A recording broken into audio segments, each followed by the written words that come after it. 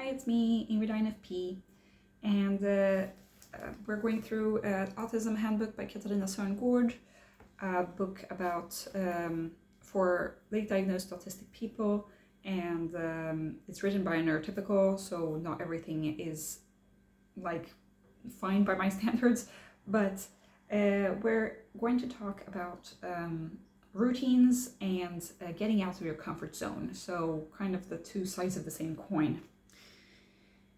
It's difficult for autistic people to automatize different daily tasks, and a lot of things are automatic, like learning how to ride a bike, learning to drive, and these kinds of things are often more difficult for an autistic person to get into their system, you know?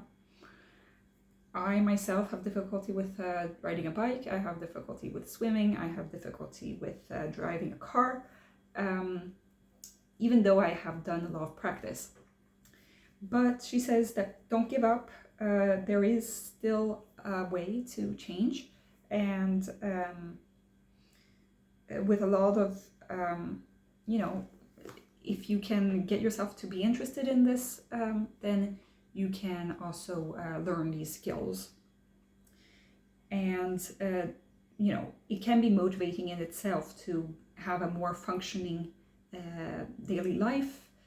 And so there's this strategy now, which are checklists, routines of how something should be done. So you're writing your own little instruction manual of how to do certain things. So the planning is when something is going to be done, and this checklist is how the thing is supposed to be done. And you can decide yourself, like, what is the most effective way for you to do this certain task, and then do it in that certain way. She does go on about how certain things are much more effective than others. I sometimes can't do it the most effective way. So Åsa, for example, needs to do the dishes, and she decides that she must do the dishes directly after the food, otherwise she'll forget it, and then it will be much harder to get away the little pieces of food from the dishes. But so she has to kind of like get herself into the routine of doing it. Then she writes a little checklist of how to do the activity of dishwashing, which is like putting the pieces, doing it in this certain order. I don't think that this is all in order, but you can, and she uses it at first like a checklist that she actually checks off, and then with time she doesn't need the checklist anymore, but she still has it on her wall.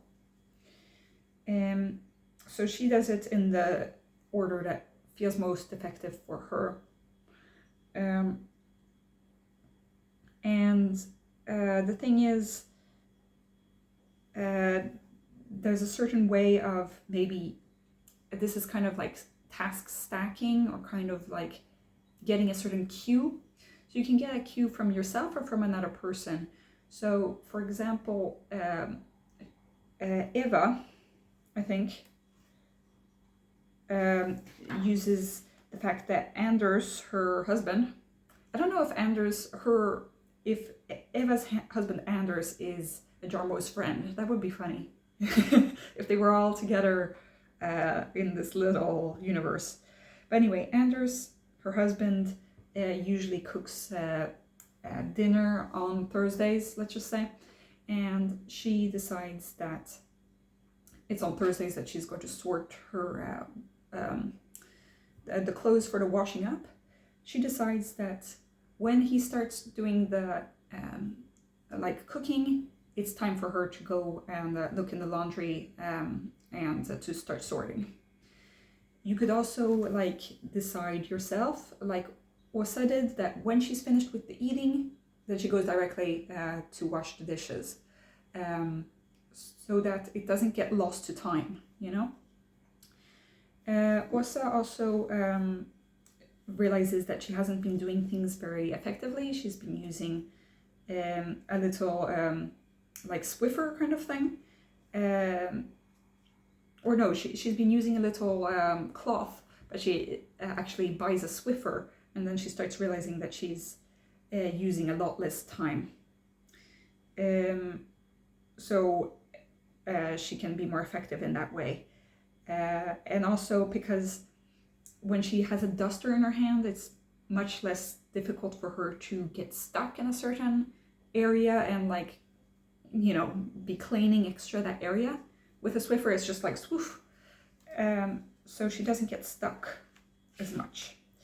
Osa also has a problem with going to sleep, so she decides on a time, like she times herself to see how much the different things for before going to sleep are.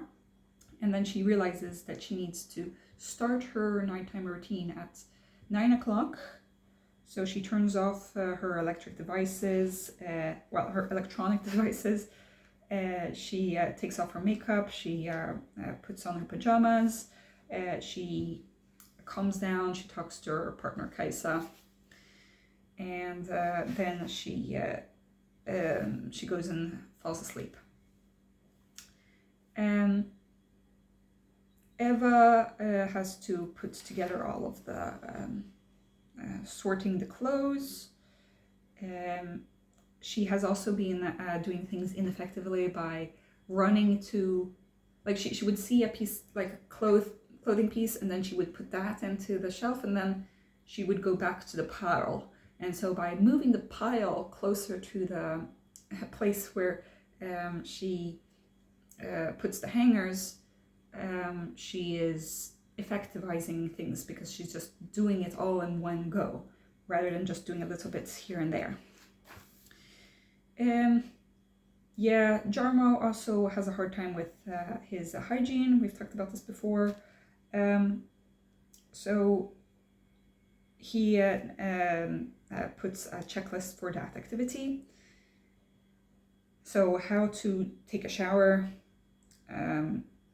He also is very precise in how much time each thing should take, which is important for him. You know, he needs to put the shampoo in his hair for 2 minutes, and he needs to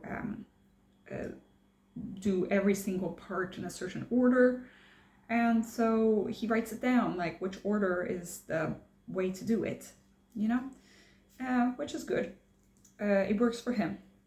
So if you have a hard time knowing what to effectivize, ask somebody that you know, who knows you, obviously. I don't have anybody who actually sees how I do things, so that wouldn't work for me. But then you need to do a list of the routines that you want to change, and start with the one that would make things easier for you the quickest. And then you look at what are the steps that are like good to have, and that can be difficult. And then to have the checklist to something else that happens. You can also put an alarm clock, so that you can just have a certain time where you do the thing. Then you've got routines for better sleep. It's basically, you need to be mentally and physically active during the day. Have daylight during the day, which is hard in Sweden sometimes.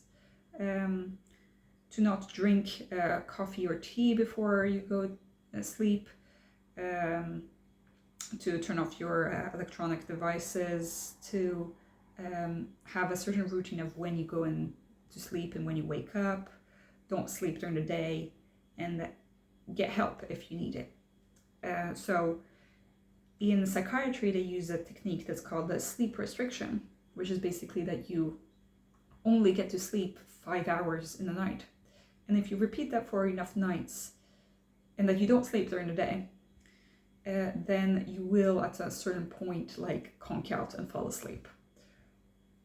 It's not recommended that you do this on your own though, because it is very difficult to, you have to keep track on this, and you need somebody to monitor kind of the process, because it's not good to only get 5 hours of sleep.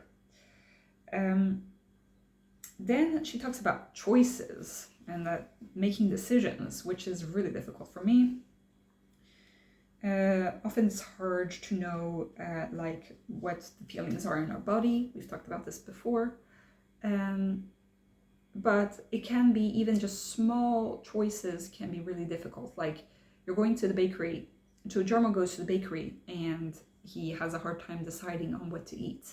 And he goes to the same bakery all the time because it's the one near his house, but he's always having a hard time deciding what to eat. So he decides to make a little system for himself. So it's a priority system. So he decides that if there's chocolate cakes, he will always choose that first. But if there aren't any chocolate cakes, he will choose pastry instead. And if they don't exist, then he chooses a muffin instead. He doesn't have that many restrictions when it comes to things at the bakery, but he doesn't like marzipan, so that is outside of his list.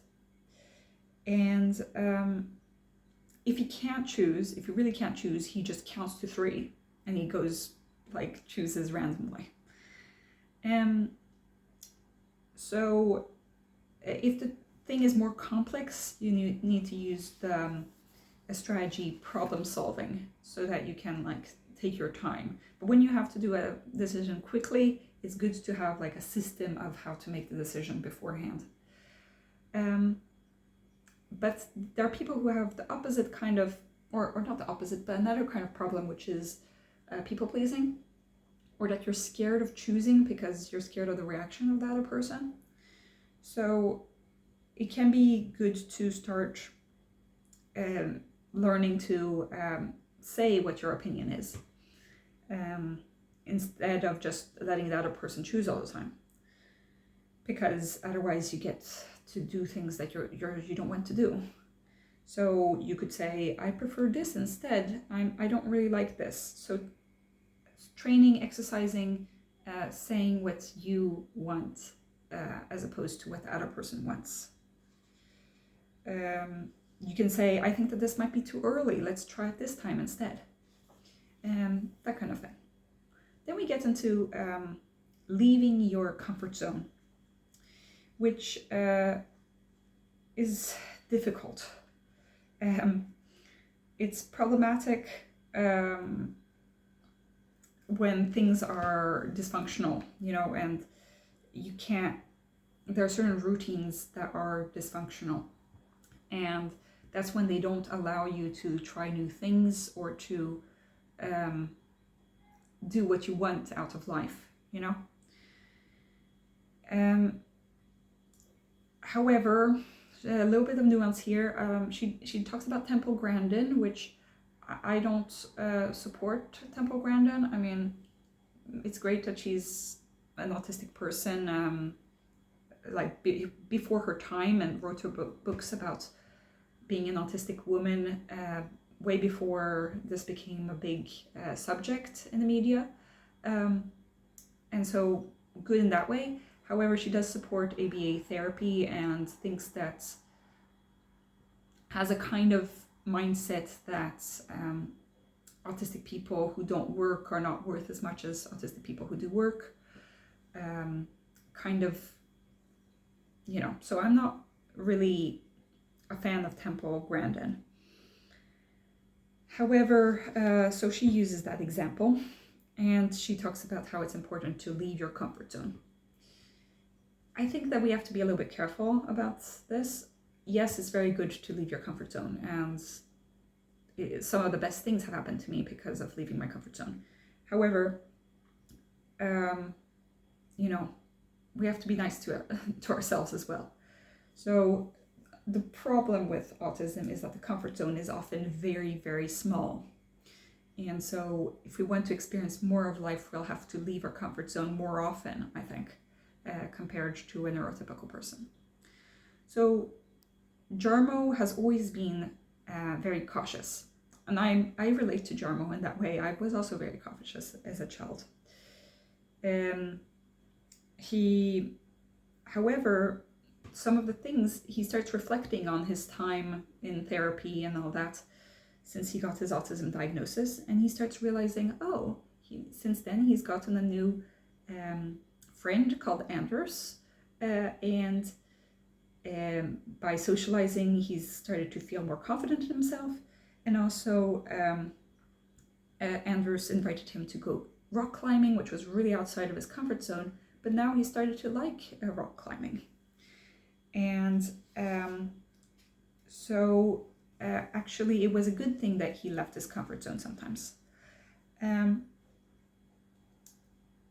also Jarmo has been through a lot, like from the first video that I made at the first chapter, where he didn't have any kind of social life because he didn't have any kind of activity. He lived at home with his parents and needed help from the unemployment office. And now he actually got an internship through putting himself out there, applying for jobs and getting in his internship. And now he meets more people at his job as well. So like he has a more functional lifestyle. Unfortunately, that has led to him having to do other kinds of tasks, like he has to shower more often, which is difficult for him. And also he has to spend less time playing World of Warcraft, which is sad for him because that's one of his favorite things. However, he feels like he has a more balanced life and a richer life, and that he can still do what he likes, just less amount of time, but he has a better health generally. Eva also goes outside of her comfort zone. She tries new foods. At first she's like fine with eating the food that are her safe foods, but then she realizes that anytime that her colleagues would eat out, she would have to bring her own food. And that was okay for a while, but then she realized that she also wanted to meet some of those friends after work, and it wasn't possible for her to bring her own food in certain of these restaurants. And slowly she starts eating more and more different kinds of foods. Like she has ARFID, I guess. She doesn't use the word ARFID, but she has restrictive eating. And so slowly she always eats like these 2 eggs. She loves eating eggs. But then she eats her eggs and then she eats a cottage cheese. And like that is something that she really likes to eat. And she starts slowly introducing other things. So one day she introduces an avocado, and another day she introduces bread. And it takes a long time, but at a certain point she starts being able to not be as scared about trying new foods, and also being okay with having a little bit more variation of foods that she would eat. So in the end, her husband Anders brings them to a restaurant, and then she can be at the restaurant. I don't know how realistic this is though, because I think the ARFID is more difficult to break than that, and you need to also be okay. I think that maybe if she had her safe food with her, and then she could return to her safe food while she was at the restaurant, maybe this could work a little bit better, where it's like, okay, she can try these extra new tastes if she feels like it, but she still has her safe food, just so that she can go out to the comfort zone without like completely throwing herself down the deep end. But yeah, so she talks about, finally there's a page here about how much should you accommodate yourself to the outside world. And she always says like, no, you shouldn't have to accommodate yourself to the outside world. She says that, you need to go out into the world in order to experience life. And so that's why there are these exercises that are kind of exercises in masking. So I don't know, but she says something that is important, which is understanding what is important to you and looking at where your boundaries are and like what is most important to you, so that you can know like where are you willing to compromise your like where are you willing to go outside your comfort zone in order to get something meaningful and important to you, and where are you willing to not do that. And it's a little bit about how to use your energy. Thing is, I think that we have been masking so much that it's just difficult to know that. Just it takes some time. So then it talks about evaluating and doing a summary. And Jarmo, we've talked a little bit about the things that have gotten better. It's a summary where he talks about the things that he's become stressed and what kind of strategies he can use when he comes into these kinds of situations. So he talks about what he has stress, what strategies he uses, when he's depressed, and the strategies he can use for that. His difficulties with communication and what he can do to help communication, routines that are difficult for him, strategies to have more of these routines that work, difficulty with change, and what strategies he has to develop routines that work for a change, to help with change, and other things that are difficult for him, and strategies that he uses for that. So she says, good job to Jarmo. It's good that by writing this down, by evaluating, you can feel that you have done the work and that you are not the person who, like, you're not just, this didn't just happen. This wasn't just a coincidence. This was all your work. And so you can feel a certain sense of empowerment that you can affect your life. You can enact positive change. And it gives a sense of control. So I think that we're going to end this series here. Thank you for being around for this whole series, because this wasn't easy. And please tell me in the comments what you thought. I have mixed thoughts about this book. I've given it 3 stars on Goodreads because it does have good things, but it also has some bad things. It is the best book on the market as an autism handbook for autistic adults, at least in Swedish. I'm not aware of one that exists in English, but if somebody knows of one, I already know of Unmasking Autism by Devon Price, and I have read people's biographies, I guess, of autism, but I haven't seen a handbook in this sense. So please tell me about that if you know of any. Have a great day, everybody. Bye.